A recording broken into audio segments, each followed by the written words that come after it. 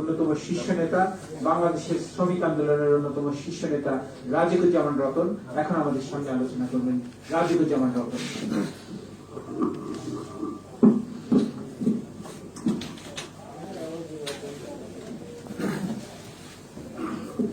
Bangladesh tourism and hotel workers employees federation কর্তৃক আয়োজিত আজকের এই করোনাকালে বিপর্যস্ত পর্যটন খাত এবং পর্যটন শিল্পের শ্রমিক কর্মচারীদের সুরক্ষায় করণীয় শীর্ষক আলোচনা সভার সভাপতি ইতিমধ্যে আমাদের সামনে আলোচনা করেছেন, পর্যটন নিয়ে বিশেষভাবে ভাবছেন এবং কাজ করছেন মোফাজ্জল রহমান, শ্রমিক কর্মচারী ঐক্য পরিষদের অন্যতম নেতা, ট্রেড ইউনিয়ন সংঘের সাধারণ সম্পাদক চৌধুরী আশিকুল আলম সহ আপনাদের নেতৃত্ব। প্রথমে একটু বলে নেই যে মোফাজ্জল রহমান এবং আমি একসঙ্গে বিশ্ববিদ্যালয়ে পড়তাম, কৃষি বিশ্ববিদ্যালয়ে। আমি তো রাজনীতিতে চলে এলাম, আমি বিসিএস করে চাকরিতে জয়েন করি নাই, আর ও চলে গেল ব্যাংকে, জনতা ব্যাংকে সে এজিএম ছিল। হঠাৎ করে একদিন শুনলাম যে মুখলেস চাকরি ছেড়ে দিয়েছে। কি ব্যাপার? তো চাকরি ছেড়ে দিয়ে তারপরে সে যুক্ত হয়েছে একটা আপাত অপরিচিত কিন্তু ভবিষ্যতের সম্ভাবনাপূর্ণ একটা খাতের সঙ্গে। যে কাউকে যদি বলে যে একটা মানে বলবো একটা নির্ঝঞ্ঝাট চাকরি থেকে কিভাবে একটা ঝঞ্ঝাপূর্ণ পেশার মধ্যে সে যুক্ত হয়ে গেল, ও হয়তো এর মধ্যে একটা সম্ভাবনা দেখেছিল এবং সেই সম্ভাবনাটা এখন বিকাশ হয়। আশিক ভাইয়ের সঙ্গে আমরা দীর্ঘদিন ধরে একসঙ্গে শ্রমিক রাজনীতি করছি। আমাদের শ্রম আইন নিয়ে আমরা যত ধরনের বিতর্ক করি, শ্রমিকদের অধিকার নিয়ে যত ধরনের লড়াই করি, সে ব্যাপারে একটা সম্পর্ক তো আছে। বিশেষ করে আমরা শ্রম আইন সংশোধনের জন্য সরকার নির্ধারিত যে কমিটি, সেই কমিটিতে আমরা বেশ কিছুদিন ধরে কাজ করছি। যদিও আমাদের মতামত যতটা তারা শোনেন, আমাদের মতামতের সঙ্গে যতভাবে তারা মাথা নাড়েন, তাদের কলমটা ঠিক সেভাবে চলে না। কখনো কখনো বিরোধ করে মাথা নাড়েন, কখনো কখনো সম্মতি দিয়ে মাথা নাড়েন, কিন্তু আমাদের সঙ্গে একমত হন আর দ্বিমত হন, আমাদের বক্তব্যটা শেষ পর্যন্ত আসে না। তারপরেও আমরা কিন্তু রাস্তার লড়াইয়ে আছি। এই বর্তমান সময়ে আমরা সেই লড়াইটা করছি। আর এখানে আপনারা যারা উপস্থিত হয়েছেন, তারা এমন একটা খাতের সঙ্গে যুক্ত যে খাতটাকে আসলে খাত হিসেবেই কেউ চিহ্নিত করতে চায়নি, অথচ যেটা আমাদের জীবন বিকাশের সঙ্গে যুক্ত হয়ে আছে। যেমন ধরুন আমি পড়ছি শার্ট, এই ভূখণ্ডের মানুষ কি শার্ট পরতো? আমরা কথা বলছি মাইকের সামনে, আমাদের বাংলা ভাষায় মাইক নামের কোন শব্দ কি ছিল? হোটেল রেস্টুরেন্টে খেতে গেলে একটু টমেটো সালাদ চাই, টমেটো নামের এই সবজি কি কোনোদিন আমরা খেয়েছিলাম? আলু ভর্তা ছাড়া আমাদের তো খাবারই জোটে না। তা আলু কি আমরা খেতে জানতাম?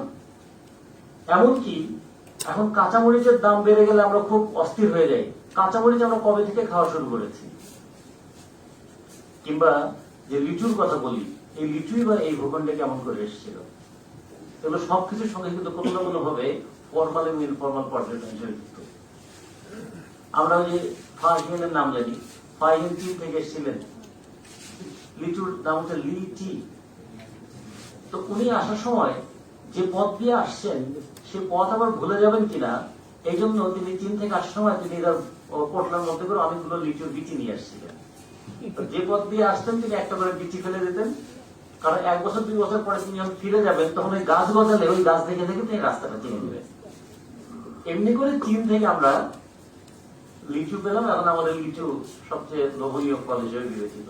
কাউকে যদি বলি যে লিচুটা এসেছিল চীন থেকে, হয়তো বলা যায় না, অজ্ঞানতার শক্তি ভয়াবহ, মার দিতে পারে আমাদেরকে।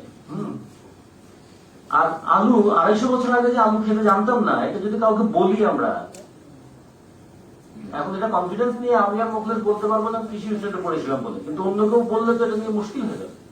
কাঁচামরিচ, আমাদের পুরনো কোন সাহিত্যে ইতিহাসে কাঁচামরিচের বর্ণনা নেই। কাঁচামরিচ আমাদের বাইরে থেকে আসা, টমেটো বাইরে থেকে আসা, বেগুন বাইরে থেকে আসা। আমাদের দেশি যে বেগুন ছিল সেটা একটা জঙ্গলি বেগুন ছিল। এইরকম করে আমাদের খাদ্যের সঙ্গে যুক্ত হয়ে আছে, আমাদের পোশাকের সঙ্গে যুক্ত হয়ে আছে। আমাদের চোখের চশমা, এটা তো ফার্সি শব্দ, ইরান থেকে এই শব্দ এসছে। কিংবা আমরা যে এখন বাংলাদেশে খুব মারামারি ফাটাফাটি করি না, হিন্দুরা জল বলে, মুসলমানরা বলে পানি। পানি হচ্ছে একটা সংস্কৃত শব্দ, হিন্দি শব্দ, জল হচ্ছে বাংলা শব্দ। আর জল বললে আমরা হিন্দু হয়ে যাই, আর হিন্দি শব্দের মধ্যে আমরা মুসলমান হয়ে যাই। তখন না জানার কথা এই শব্দগুলো কিভাবে আমাদের এখানে এলো, কিংবা আমরা যেখানে যারা বসে আছি কারো গায়ের রং একরকম নয় কেন, কালোর মধ্যেও কত রকমের শেড, আর সাদা বাদামি সব মিলিয়ে কারো নাক খাড়া কারো নাক বোচা, এটা কেন হলো? তার মানে চীনারা এখানে এসেছিল, অ্যারাবিয়ানরা এখানে আসছে, ইউরোপিয়ান ককেশিয়ানরা এখানে আসছে, মঙ্গলয়েডরা এখানে আসছে, এমনকি নিগ্রয়েডরা আসছে, যেন কারো কারো মাথার চুল কোকড়াও আছে আমাদের, কিন্তু এখান থেকে কেউ যায় নাই।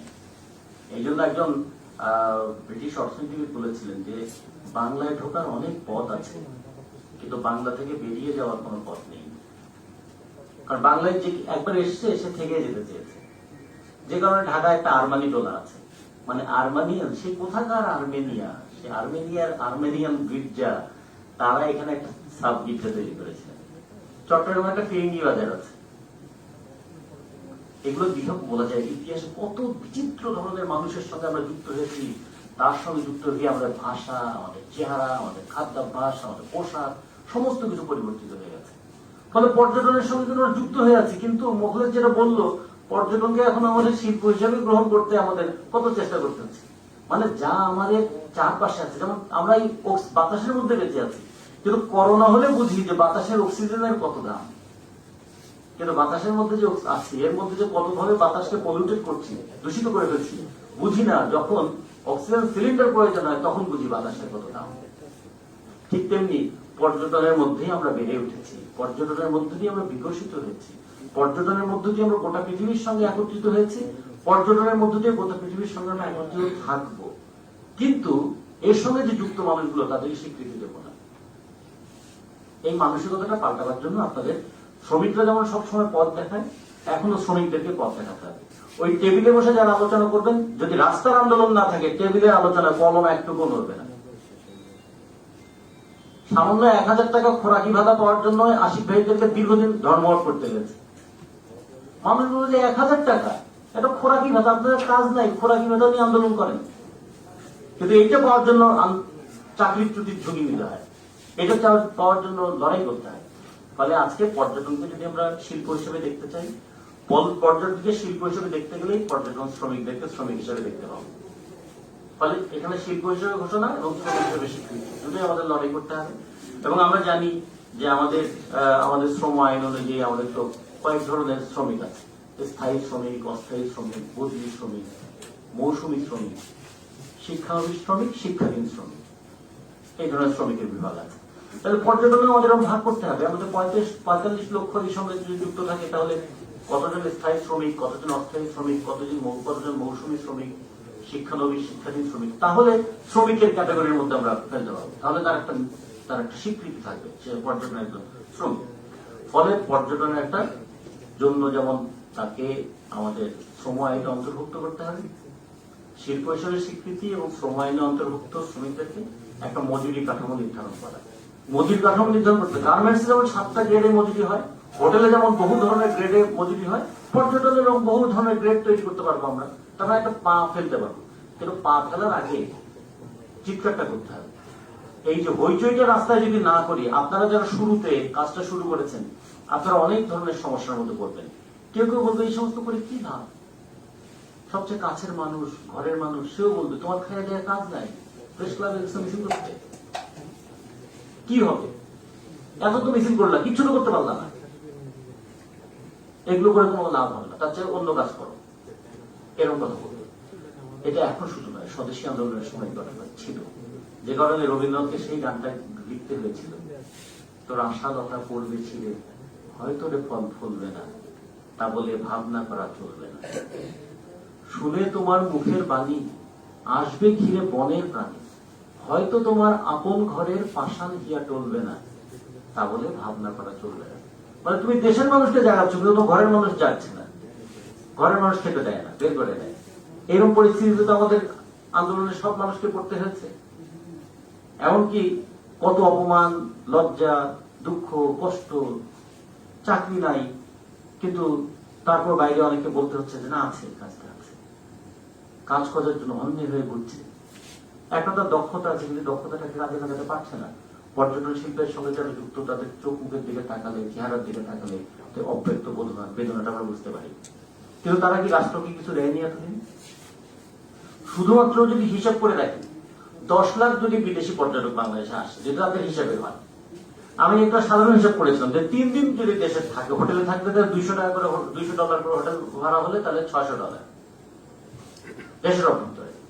তারপরে তারা যদি এই 3 দিন যদি খাওয়ায় যদি আমরা ধরি $200, তারপর যাতায়াত বিভিন্ন জায়গায় একটু ঘুরতে গেল $300, একটু দেশীয় জিনিস কেনাকাটা করে, ওরা আবার যেখানে যায় কিছু কেনাকাটা করে সব মিলে প্রায় $1500 তারা খরচ করে গড়ে। তাহলে তো বছরে আমাদের $1.5 বিলিয়ন এই বাংলাদেশে তারা দিয়ে দিয়েছে। আমরা আমাদের পাট খাত, আমাদের দ্বিতীয় বৃহত্তম খাত, আমরা কিন্তু $1 বিলিয়ন আয় করতে পারিনি। চিংড়ি আমাদের 2 লক্ষ হেক্টর আবাদি জমি নষ্ট করেছি, লোনা করে দিয়েছি, সেই জমিতে আর অন্য ফসল ফলে না। সেই চিংড়ি থেকে আমরা $500 বিলিয়ন আনতে পারি না, কিন্তু পর্যটন নীরবে নিভৃত আমাদেরকে $1.5 বিলিয়ন দিয়ে দিয়েছে।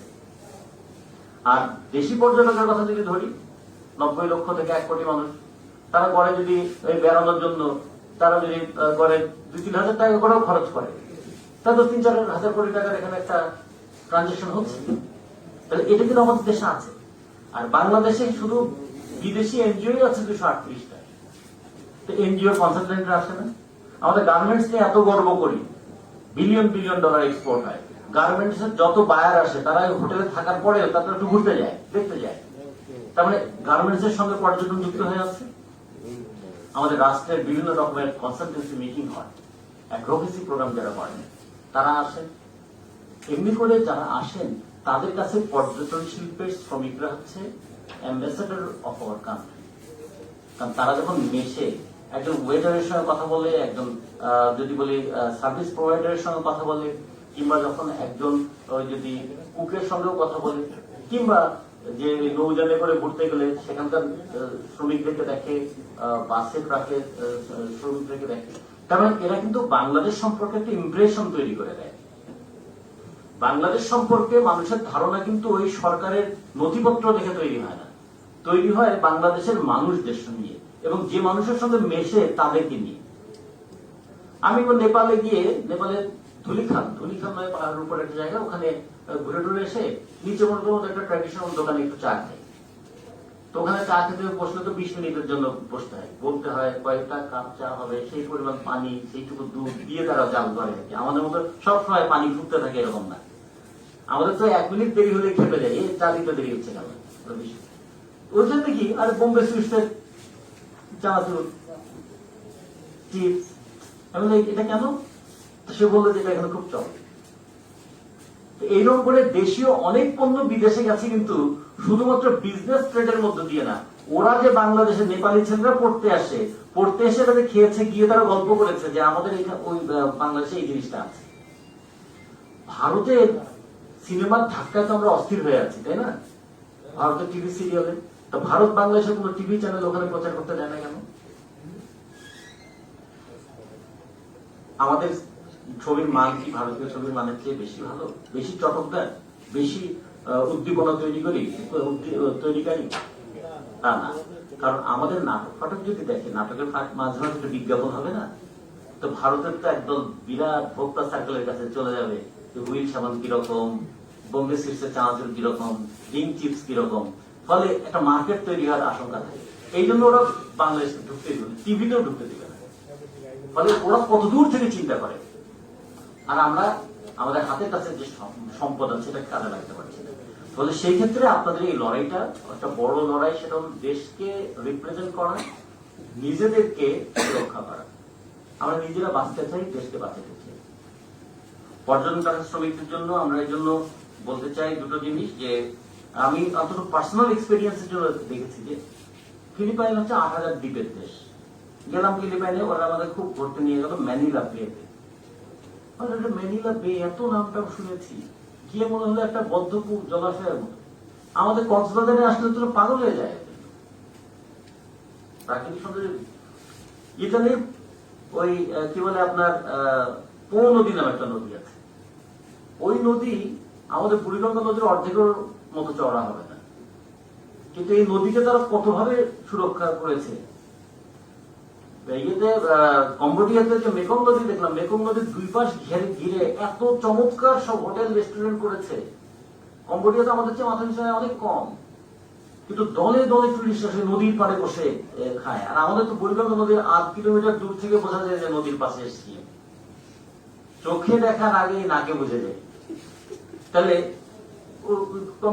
তারপরে দেখলাম আমরা ভিয়েতনামে একদিকে তো মানে হালং বে আছেই, কিন্তু ওদের একটা নদী আছে, সেটা হচ্ছে রেড রিভার। মানে নদীটা ওই চীনের মধ্যে দিয়ে আসছে, তো রেড অক্সাইড নিয়ে আসছে, পানিটা একটু লালচে, যখন সূর্যের আলো পড়ে তখন লাল হয়ে যায়। ওর পাশকে ঘিরে করে কত দারুণ দারুণ সব রেস্টুরেন্ট তৈরি করে বসে। ভিয়েতনাম তো বয়সে আমাদের চেয়ে 4 বছরের ছোট। আমরা 71 সালে স্বাধীন হয়েছে, ভিয়েতনাম স্বাধীন হয়েছে 75 সালে। এবং ভিয়েতনাম যে ভয়াবহ দুর্যোগের মধ্যে দিয়ে গেছে, 18 বছর তো শুধু আমেরিকার সঙ্গে যুদ্ধ করেছে, আমরা 9 মাস যুদ্ধ করেছি। সেই যুদ্ধবিধ্বস্ত দেশটা কেমন করে দাঁড়িয়ে গেল, ওটা দুনিয়ার মানুষ কিভাবে ছুটে যায় ওখানে, শুধু কি ওই রেড রিভার দেখার জন্য যায়। ওখানে ক্যাটারিং সার্ভিসটাও তাদেরকে মুগ্ধ করে, ওখানকার দক্ষ শ্রমশক্তিও তাদেরকে মুগ্ধ করে। ফলে এই আমাদের পর্যটন শিল্পের সঙ্গে শ্রমিকদের প্রশিক্ষণটা খুব গুরুত্বপূর্ণ। প্রশিক্ষণ, দক্ষতা, তার ল্যাঙ্গুয়েজ এফিসিয়েন্সি, তার ম্যানারিজম, এগুলোকে শেখানো খুব দরকার। এর জন্য একটা প্রশিক্ষণ ইনস্টিটিউট লাগবে। ফলে যখনই শিল্পের কথা বলবো তখন শ্রমিক হিসেবে স্বীকৃতি চাই, শ্রমিক হিসেবে আমি প্রশিক্ষণ চাই, তারপরে একটা মজুরি কাঠামো চাই এবং সেই অনুযায়ী মজুরি নির্ধারণ করতে চাই। এরপর যে প্রশ্নটা, করোনার এই কালটা হয় আমরা এর সঙ্গে অ্যাডজাস্ট করবো অথবা এটাকে আমরা পরাস্ত করব। বিজ্ঞান বলে যে সমস্ত কিছু পরিবর্তনের মধ্যে দিয়ে হচ্ছে। প্রকৃতির পরিবর্তনটা অনেক সময় দেরিতে হয় বলে টের পাই না, কিন্তু করোনা এবার দেখিয়ে দিল যে বিবর্তন কি জিনিস। ঘন ঘন তার রূপ পরিবর্তন করছে। ফলে যতই ঘন ঘন রূপ পরিবর্তন করুক, আমরা অন্তত জেনেটিক্স, সাইটোলজি, সাইটোজেনেটিক্স, প্যাথোলজি, এগুলো যতটুকু সাধারণ ধারণা হয়েছে সেখান থেকে তো আমি এখন অনেকের সঙ্গে কথাটা বলতে গিয়ে দেখি যে আমি বড় বড় কনসালটেন্টের সঙ্গে কথা বলে বুঝছি যে জাস্ট আমরা যেহেতু বেসিকটা বুঝে গেছি করোনার কি, এটাকে আমরা আমাদের নিয়ন্ত্রণে অথবা অভ্যাসে নিয়ে আসতে পারবো। যেমন সর্দি, এটাও ভাইরাল ডিজিজ। আর সর্দি হলে আমরা খুব বেশি আতঙ্কিত হই না, কিন্তু গোটা পৃথিবীতে গড়ে প্রতি বছর 9 থেকে 10 লক্ষ মানুষ মারা যায় ইনফ্লুয়েঞ্জা জনিত কারণে, কিন্তু এই মৃত্যুটা আমাদের কত ভয় দেখায় না, কারণ এটার সঙ্গে আমরা অভ্যস্ত হয়ে গেছি, এটার সঙ্গে আমরা টিকতে শিখে গেছি। একেবারে বয়স্ক হয়ে গেলে যখন গলায় শ্বাস নিতে খুব সমস্যা হয়, শ্লেষ্মা জমে যায়, তখন হয়তো এটা একটা মৃত্যু ঝুঁকি হয়। ঠিক তেমনি করোনাও এরকম আমরা এটার সঙ্গে অ্যাডজাস্ট করে ফেলবো। তারপরে যে জিনিসটা হবে, একটা ওয়েভ আসবে, অনেক দিনের অবরুদ্ধ মানুষ হঠাৎ করে একটু বেরোতে চাইবে, তখন তারা ছুটতে চাইবে, কোথায় কোথায় যাবে। ওই ট্র্যাডিশনাল ওই মিয়ামি বিচে গিয়ে তারা আর মজা পাবে না, তারা যেতে চাইবে যে আনডিসকভার্ড যে সমস্ত জায়গাগুলো এই প্রকৃতিতে আছে, দেখি নেই কখনো। তাদেরকে নিয়ে তখন যখন ওই মুখের যে কাজটা শুরু করেছে, যে পর্যটন গ্রাম ট্রাম করছে এরকম, কারণ সড়ক কাঠির পেয়ারা খাওয়ার সময় কেউ যদি ওই নৌকায় করে পেয়ারা বাগানের ভিতর দিয়ে দিয়ে যায়, এটা সে থ্রিলিং তার কাছে। তো মধুপুরের আনারস বাগানে যাবে, চাষি তাকে আনারস একটা কেটে খাই। আমাদের বিশ্ববিদ্যালয় থেকে একবার গিয়েছিলাম 10 দিনের জন্য বোধহয়, আমাদের কি দারুণ লেগেছিল যে আমাদের এই দেশের মানুষ। তারপরে আমরা যদি বলি যে ওই আমাদের চাঁপাইনবাবগঞ্জের আম বাগান ধরে আসো, আমের মৌসুমে আমাদের দেশের আম খেলে পাগল হয়ে যাবে সব। ইন্দোনেশিয়াতে আম খেয়েছি, সারা বছর আম হয়, কিন্তু আম খাচ্ছি না পেঁপে খাচ্ছি এটা বোঝা যায় না, কিন্তু আমাদের আমের গন্ধ, স্বাদ। একবার আমাদের বিশ্ববিদ্যালয়ে অস্ট্রেলিয়ান টিম আসছিল, ওরা দেখি দিনে এক একজন 12টা 13টা করে কলা খেয়ে ফেলে। এত কলা খায় কেন? পরে ইটালিতে গিয়ে দেখলাম বাংলাদেশে কলা না খেয়ে উপায় আছে।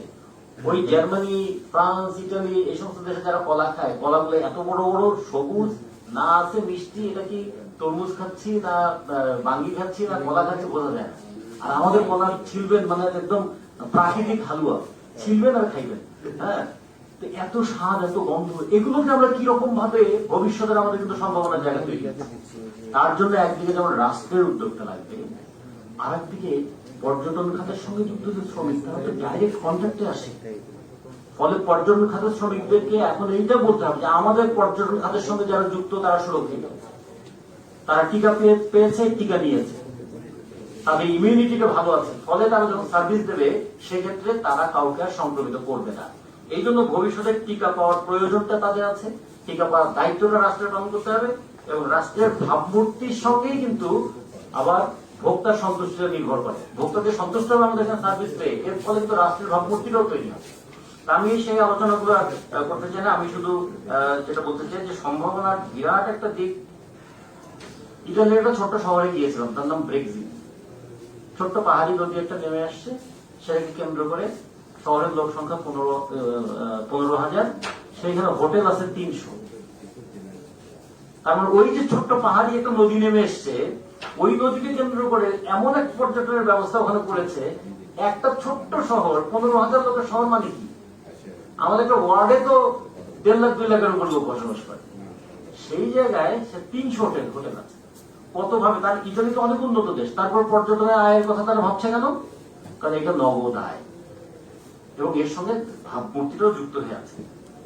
আর আরেকটা জিনিস যদি বলি, যে একটু আগে সাগর যেটা বলেছে, আমাদের যদি বলি 45 লক্ষ শ্রমিক 10,000 টাকা করে যদি আয় করে থাকে, তাহলে তো বছরে আয় করেছিল তারা 54,000 কোটি টাকা।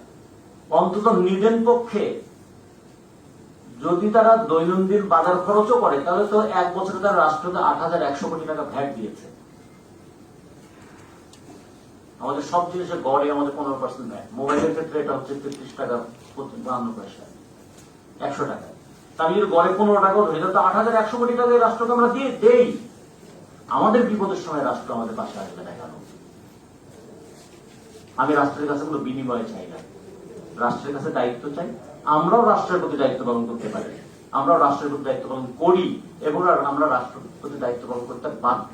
আমি চাই বা না চাই, 1 টাকা 1 প্যাকেট চিপস যদি কিনি 10 টাকা, ওর মধ্যে আমি 2 টাকা রাষ্ট্রকে ট্যাক্স দিচ্ছি। রাস্তায় দাঁড়িয়ে 1 কাপ লাল চা খেলে আমি 70 পয়সা ট্যাক্স দিচ্ছি রাষ্ট্রকে। 1 কেজি চিনি কিনলে আমি 25 টাকা ট্যাক্স দিচ্ছি রাষ্ট্রকে।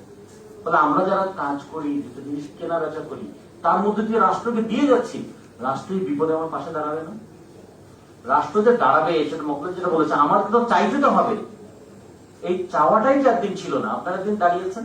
আমি শুধু একটা কথা বলে শেষ করি, শ্রমিক কথা বললে আপনারা, শ্রমিক নামটা শুনলে আপনাদের অনেকে হয়তো খুব মুখটা কুচকে উঠল। একবার শাহবাগে ওইখানে সুপার মার্কেটে বিকালবেলা চাটা খেয়ে দাঁড়িয়েছি, দেখি প্রচুর ওই মোটরসাইকেল বলে ইয়ং ছেলেদের, তোরা গল্প টল্প করছে। আমি একটু পাশে গিয়ে দাঁড়ালাম, তোদের গল্প শুনতে শুনতে একটা পর্যায়ে আমি একটু ইনভলভ হলাম। তো তুই একটা কথাবার্তা বললাম, তারপর তারা আমরা জানতে চাইলাম আমাদের যে আপনি কি করেন। আমি তো আপনারা কি করেন? আমরা সব মেডিকেল রিপ্রেজেন্টেটিভ। আপনি কি করেন? আমি শ্রমিক রাজনীতি করি। তো ও শ্রমিক রাজনীতি করি শোনার পরে ও বলে একটা তার ছিল যাবে। তাই দেখলাম তো এটা তো একটু জবাব দিয়ে যাওয়া দরকার। হ্যাঁ, তাহলে আপনারা তো ভালোই লেখাপড়া করেছেন, তাই না? হ্যাঁ, আপনারা তো প্রায় সবাই গ্রাজুয়েট। হ্যাঁ, মাস্টার্স আছে, কেউ সিটি কলেজ থেকে, কেউ এই বিভিন্ন জাতীয় বিশ্ববিদ্যালয় কলেজ, দুই একজন বিশ্ববিদ্যালয়ের ছেলে দেখলাম।